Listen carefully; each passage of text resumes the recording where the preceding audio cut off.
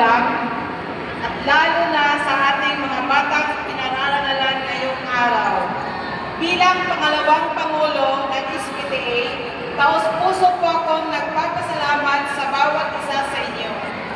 Ang tagumpay na ating ipinagdiriwang ngayon ay bunga ng sama-samang pagsisikap at pagtatsaga ng ating mga mag-aaral, ng gabay at dedikasyon ng ating mga guro, at ng walang sawang suporta at pagmamahal ng mga magulang.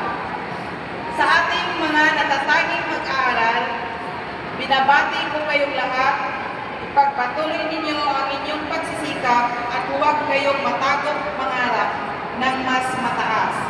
Tandaan ninyo, hindi lamang parangal ang sukatan ng tagumpay, kundi ang mabuting asal, disiplina at pagpapahalaga sa iba. Sa ating mga magulang at guro, maraming salamat po sa patuloy ninyong paggabay.